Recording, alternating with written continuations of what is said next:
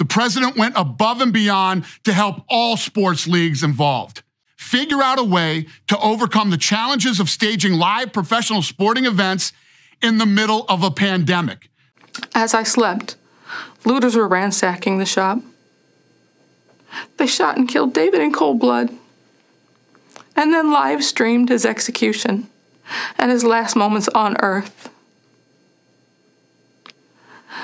David's grandson was watching the video on Facebook in real time, not realizing he was watching his own grandfather dying on the sidewalk.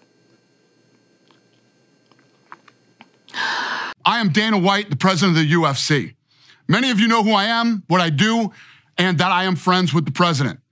I spoke at this convention 4 years ago, and I'm back because I believe we need President Trump's leadership now more than ever. Before the pandemic, President Trump built the greatest economy in our nation's history and created opportunities for all Americans like no one before him. Financial markets hit all-time highs, unemployment was at an all-time low, and we weren't facing the lawless destruction that now is occurring in a few of our great cities. It blows my mind how quickly some of the leadership in this country has forgotten the critical role first responders play in our society. Police departments and other law enforcement, even some fire departments, have faced opposition from many in this country. But they are always the people who are asked to step up when things are at their worst and put themselves at risk. That has certainly been the case during this ongoing pandemic. Come on, America, defunding these vital positions is not the answer. The first responders have always taken care of us. And now, more than ever, we need to take care of them. Now, let's talk about COVID. And let's be very honest about it. No one person and no one place could have anticipated the challenges that COVID would bring. But President Trump has faced all these obstacles head on. He immediately put protective measures in place, and he reached out to the best and the brightest leading American businesses across all industries to discuss what he and his administration could do to get the economy back up and running safely. Let me give you more detail. In early April, President Trump organized a task force of business leaders across the country, and I was fortunate enough to serve on that task force.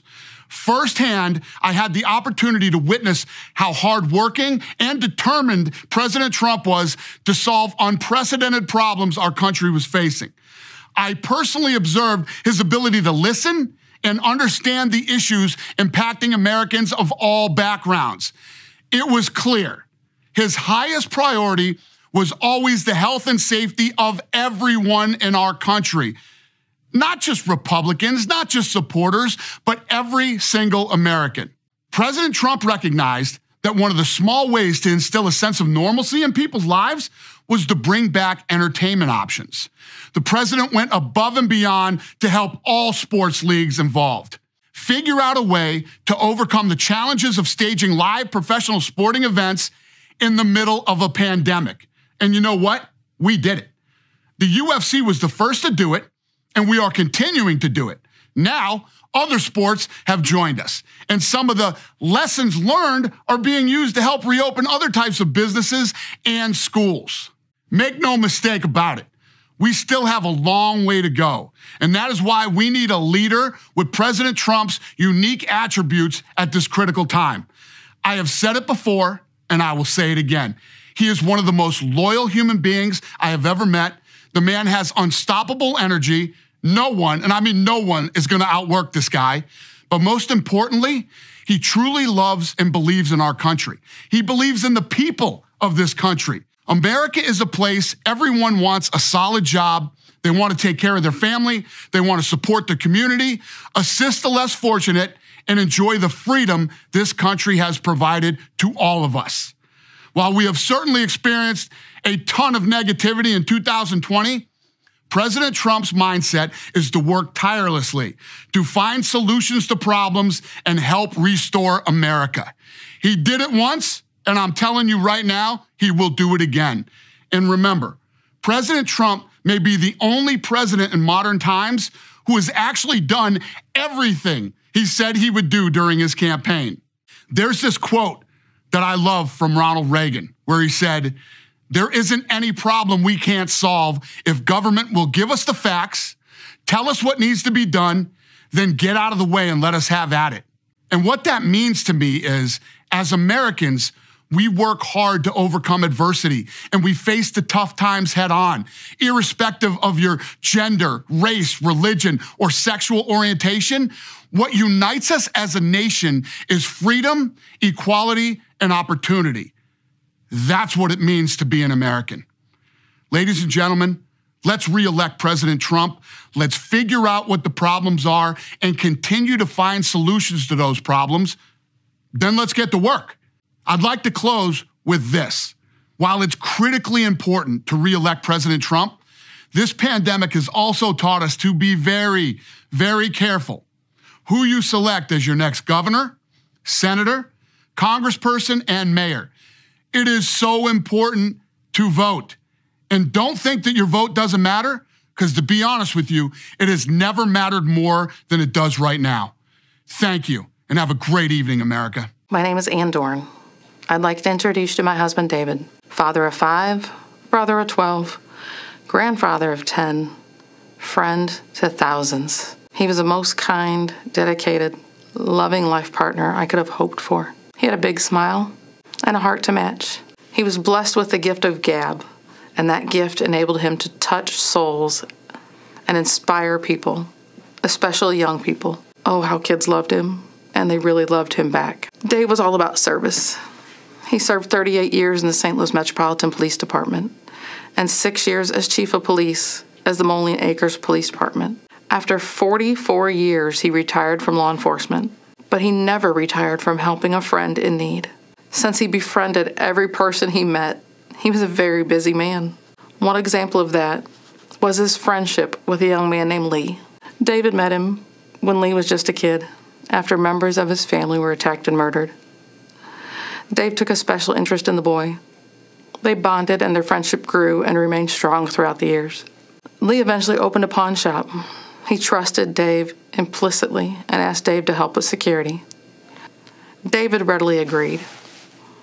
Whenever the shop's alarm would go off, the alarm company called Dave. He would investigate. If he got a call after I went to bed, he would wake me up and tell me he was going to Lee's, just to make sure everything was all right. Most of the time they were false alarms, triggered by a storm or animals. But I never rested easily until I heard Dave's key turn in the door, knowing he was home safe. The alarm that went off the morning of June 2nd was for real. It was a violent night in St. Louis. 4 officers were shot. Others were hit with rocks and fireworks. At least 5 businesses were damaged, looted, or set on fire. As the Officer Wellness Coordinator and CIT Coordinator with the police department, I was keenly aware of their rioting and spent the evening getting ready to mobilize support for officers who were impacted. After I'd gone to bed, David received a call from Lee's alarm company. The front door of the pawn shop had been breached. This time he didn't wake me up to tell me. He probably knew I would have tried to stop him or insist on going with him. As I slept, looters were ransacking the shop. They shot and killed David in cold blood, and then live streamed his execution and his last moments on earth. David's grandson was watching the video on Facebook in real time, not realizing he was watching his own grandfather dying on the sidewalk. I learned of all this around 4 a.m. when our doorbell rang. The chief of police was standing outside. I wondered why Dave had not answered the door. It wasn't uncommon for him to be up watching TV at this time. I called out to him several times. There was no reply. He just wasn't there. I let in the chief, and fighting back tears, he uttered the words every officer's spouse dreads.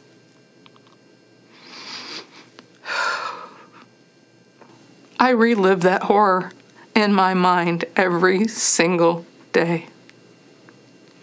My hope is that having you relive it with me now will help shake this country from this nightmare we are witnessing in our cities and bring about positive, peaceful change.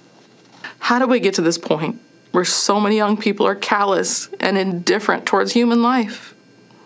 This isn't a video game where you can commit mayhem and then just hit reset and bring all the characters back to life. David is never coming back to me. He was murdered by people who didn't know and just didn't care. He would have done anything to help them.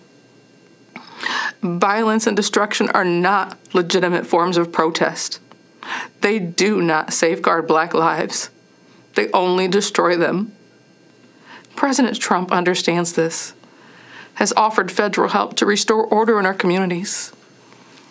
In a time when police departments are short on resources and manpower, we need that help. We should accept that help.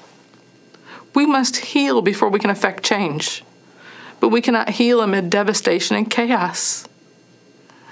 President Trump knows we need more Davids in our communities, not fewer. We need to come together in peace and remember that every life is precious.